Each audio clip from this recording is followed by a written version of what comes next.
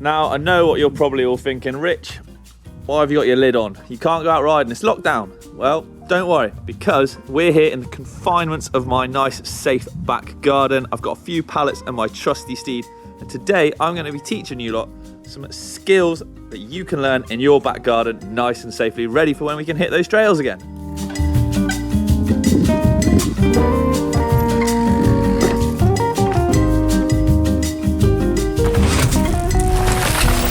Let's dive right in then and have a look at what our first skill is going to be. And I think we're going to kick things off with a wheelie. Wheelies have got to be surely one of the most useful skills out there. Let's face it, there's so many practical and impractical applications of this, from popping a wheelie in front of your mates to powering it through a rough section. The list is endless, but we're going to take a look at how to break it down and start from the beginning. Now, when learning to wheelie, I'd strongly recommend learning on a soft surface like grass. It's just going to mean that if you loop out or have a crash, that surface is going to be a nice and soft landing, and you'll be more inclined to learn a bit more, I think. So it's time to get that front wheel up in the air, but how do we do it? Well, it's all a question of timing. Here we're going to be looking at how you explode up and back with your body whilst timing it so that you pedal at the same time. As you put those powerful pedal strokes in, that's going to pick the front wheel up as you lean back. The really important thing here though is to keep an eye on your back brake and keep it covered. If you start to feel like you're going back, pull that back brake and it's going to bring the front end straight down. Okay, so as I come rolling in, saddle up, I'm going to crouch and explode up and pedal with my right foot at the same time.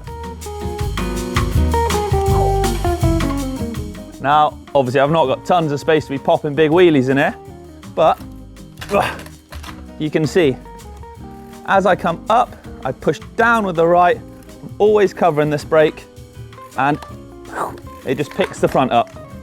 So here we go then. I've got the brake covered, I'm rolling along, push on the right, and keep it going. I'm running out of space. Okay, seats up. So I'm gonna press on this one, keeping that back brake covered. There we go. And that picks the front end up nicely. Now, once you've mastered that initial picking up action, getting the front wheel up and you're used to it, also used to covering the back brake, I'm sure you've had many attempts by now, that's when we want to try and keep those pedal strokes going to continue that wheelie. So it's all good. The first part of the wheelie is good if you want to get the front wheel up and over a section or curb, say, if you're going along. But if you want to keep that wheelie going is when you then need to follow through with another strong pedal stroke to keep that front end nice and high. Again, this combined with covering and feathering that back brake is what's going to stop you from looping out. In the end, you'll sort of learn that balance of keeping a constant force on the pedals with covering that back brake, and that's going to sort of keep you at that nice sweet spot until you want to drop it down, and then you just pull the back brake. Next up on our hit list of skills to learn then is the Endo. Now, along with the wheelie, probably one of the earliest skills that you'll learn messing around in those car parks and out on the trails as a kid. A great example of where an Endo is used out on the trail is on a really tight turn, like a switchback. Now, sometimes these can be so tight that you actually can't get around them sort of normally, if you like. So what a pro will end up doing is locking that front wheel up to the point where the back end picks up and they can pivot it around a really tight turn. Or if you're hard on the brakes on a section, you'll often feel that back end picking up as well. So having really good front brake control, which the Endo can teach you, is going to be key for that. So let's delve into the Endo and see how we do it. Okay, so standing in the neutral riding position whilst you're rolling along, just get used to pulling that front brake nice and firm, just to get used to the motion of your body weight shifting forwards. When you're coming in, just with a bit more speed than what I had here, just give it a sort of a jab on the brakes, just to get used to how that body weight of yours is going to shift forwards and load up the front end. Your pedals are going to want to be nice and level, and your body weight sort of, at the moment, evenly distributed on the bike. All right, so you've gotten used to how that feels. Now, we're going to take that up a notch, and what we're going to do is come in with a little bit more intent and just pull that front brake a little bit harder, and this time we're going to start to shift our body weight around. So as we come in, standing up, pedals level again, we'll pull that brake nice and firmly and start to shift our body forwards, making the back end nice and light. Now, if you feel like the back end's gone too light or you're too far forwards, let go of the front brake immediately, and that'll drop the back end down. Let's have a go. So a bit quicker. Nice. Saddle down, pedals level, a bit faster, and shift that weight forwards. Let's try that again. So we'll come in, I'm gonna lean forwards over the bars and pull that brake. So there we go. You can clearly see my butt rising up, taking the weight off of the back end, making it easier for that to pick up. Now, a top tip here will be when you are trying to learn an endo, aim for a solid ground to learn, something soft again like grass. Avoid gravel or any loose surface, because when you pull that front brake really hard, if the ground is loose underneath, it can cause the front wheel to break away. So it could wash out from under you, or, you know, when you get to that balancing point, give way, and, you know, it's just not as nice to fall on either. No one wants that. Now, body position wise, when you are pulling that endo, you're going to notice as you pull that front brake, you're going to want to strengthen your arms and push your body backwards. So as your weight comes up and forward and your head starts to go above the stem, that is when you're going to start to push backwards and up, so your bum comes back above the saddle here. I'll show you. So we'll roll in and push. And you can see there, I straighten my arms, pushing my body back. On to the next of our garden skills then, and this one is a gem, the bunny hop. Surely, you know, the basis of most of our things that we do on our bike. The bunny hop, it can be performed anywhere, learned anywhere, and has a whole host of useful things to do with it. Let's start with body position for the bunny hop then. Now, I've found myself a nice easy spot to learn this on. I'm wedged at the wall at the front and leaning at the side so I can practice that body position. And what is that body position? Well, again, we come back to that neutral riding position. So pedals level, bum just above the saddle here, weight into the arms with a slight bend in the knees and the elbows. From this point, now this can be done, practiced either static like this or moving along.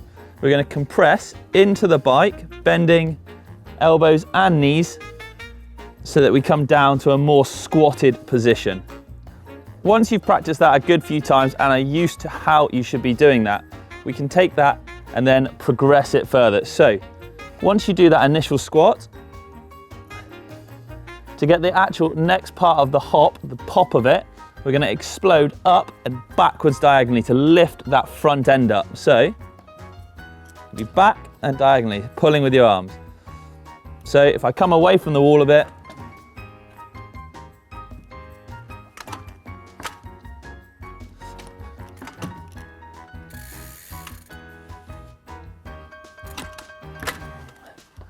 you can see that by exploding diagonally up and back, that I'm pulling with my arms the front wheel up, and that's bringing it up off of the ground.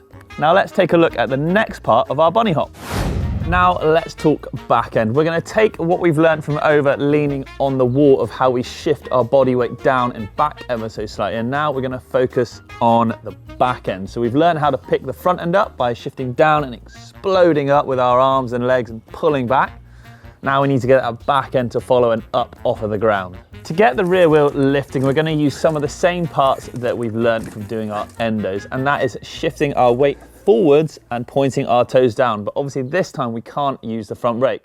So as you're riding along, practice lunging forwards, forcing your feet back into the pedals with your toes down. That's going to give you a lot of grip and be able to pick that back end up, just like this. You can see I'm squatting into the bike, pointing my toes down, forcing my feet into the pedals to grip onto them, pushing back into the bike to be able to pick the front end, to pick the back end up, sorry. Squat and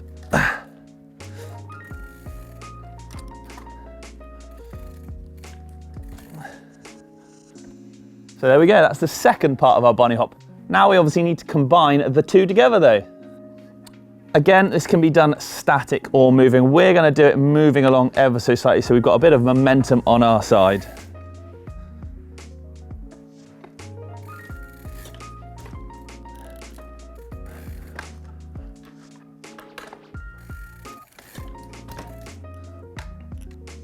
Squat into the bike, and as you explode forwards, pull the front end up.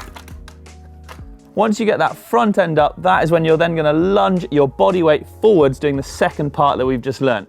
As you lunge diagonally up and forwards, push, remember, your toes down and feet into those pedals to grip the back end, and almost like an arc, bring it up.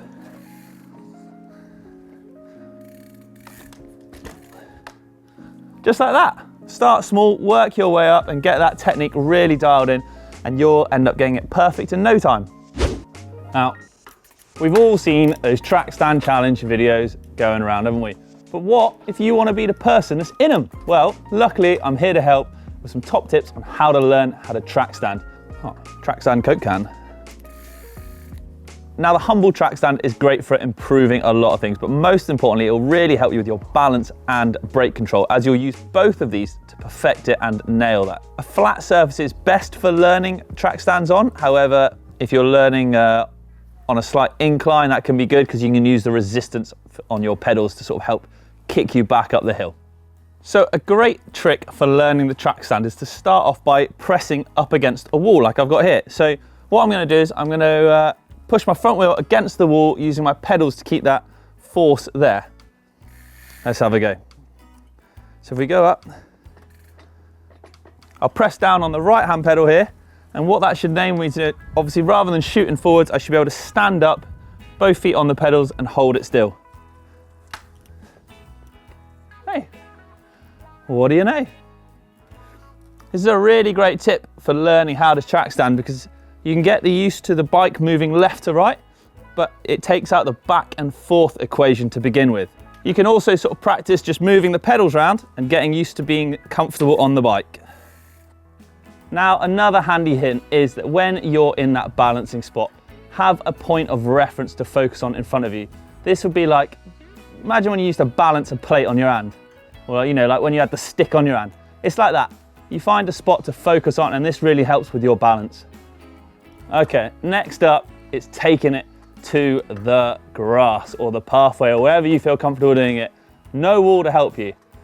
Now, what I'm doing here is I am putting constant pressure on the pedals to move the bike forwards, if you like, focusing on the camera, talking to you guys, but at the same time, I'm keeping my fingers on the brakes. So if I dart too far forwards, I put the brakes on, and then I use that stopping motion to then pull myself back, always keeping tension on the pedals. That way I can then move backwards and forwards, just letting on and off the brakes nice and easily. I've got my handlebars turned, that way I can sort of lean into the bike and shift the bike around a little easier. If we go this way, and then we go this way. And then creep back a bit. There we go. When learning to track stand, I'd strongly recommend doing it in flat pedals. That way, if you topple over, well, you don't get none of those embarrassing moments either. Okay, so this one, maybe not technically an essential skill, but a fun thing to learn in the garden nonetheless. And what am I talking about? Crank flips, that's what. Now, there can be some painful consequences when learning this one, mostly pedals to the shins, which nobody wants that. That's just straight up pain. That's like the worst pain you can feel, I reckon. So we're going to take it back to basics and learn leaning against something to begin with to get used to the motion of the cranks flipping and how we flip those cranks round. Start with the cranks with whichever your lead foot is, just up past level. You're going to kick or push down with your back foot and pull up and around with your lead foot. So something like this. So you see that right hand foot of mine is just slightly higher than the left. I push down with the left and follow around with this one, giving it the kick. Repeat this over and over again until you're really comfortable with both initiating the spin and catching the pedals.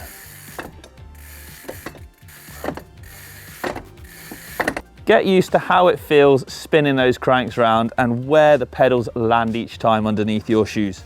The more you're used to this, the easier it's going to be taking it to the grass or the car park, wherever you're going to learn to do it. Now, you've done a ton of crank flips leaning against the shed or the garden wall or wherever you've been practicing, and you're feeling pretty confident and comfortable enough to take it to the grass. Now, using those newly acquired track stand skills or moving along very slowly, it's time to get those cranks flipping. Squat into the bike And then as you pop up, it's where you want to practice and use that skill that you acquired leaning on the shed to get those cranks flipping. So let's have a little go.